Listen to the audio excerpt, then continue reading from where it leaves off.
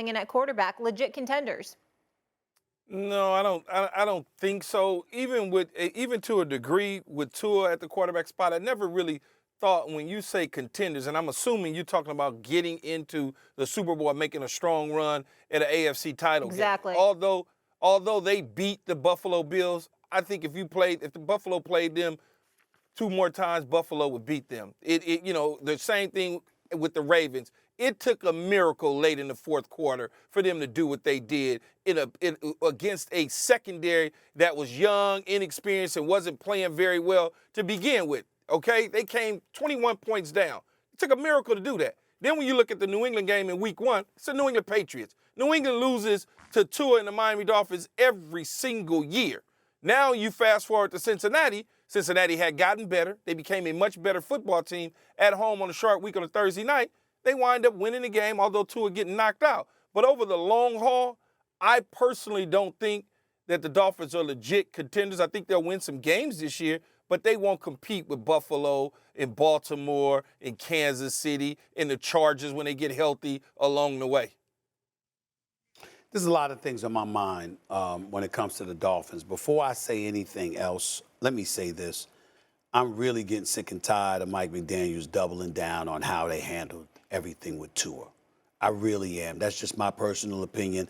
Look, nobody in the game against Cincinnati, that happens. The fact that it happened fresh off of what transpired just 4 days earlier against Buffalo, and you didn't take him, y'all didn't take him, y'all took him out the game, but you let him return the same game. I just don't want to hear that from the Miami Dolphins. If that's the case, why did the medical doctor that was on the scene and was giving advice or suggestions about how to handle it, why was he let go? Why he was let go? Because somebody recognized that something was awry here. And so Mike McDaniels, it's not a character assassination against them. I'm certainly not questioning his intent. Yeah. But at the end of the day, to walk around talking like you handled things correctly when this dude has to sit out this week, when he shouldn't have been in the game against Cincinnati, when he shouldn't have been in the game in the second half against Buffalo. I mean, with all due respect, my man, Coach McDaniels, just stop it. Now, to the Dolphins as legit contenders, yeah, that's a huge question mark right now. I will say this. Their defense is real.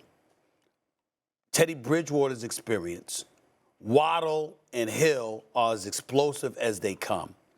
And when you look at it from that standpoint, combined with the fact that practically everyone within the AFC conference seems beatable, then I would say they're a contender. That doesn't mean they're going to beat Kansas City or Buffalo, but could they potentially be in the mix and find a way to squeeze themselves into the AFC Championship game against one of those two?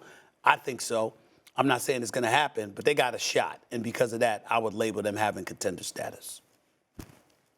Yeah, Stephen, I agree with you on both counts there, starting with what the coach said. What actually bothered me watching that was just the certainty, because I think if there's one thing we should take away from all of this is that there should never be absolute certainty when it comes to concussions. And of course, they did get rid of they fired the unaffiliated consultant, but he ultimately reports to the team physician. So right now, I would say humility is needed more than anything on all parties counts. Now, as far as the football side of it, I agree with you.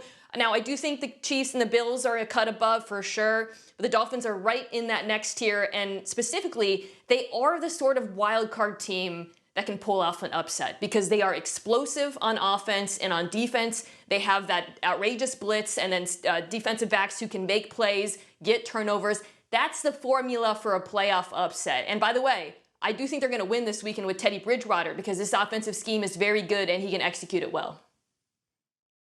Yeah.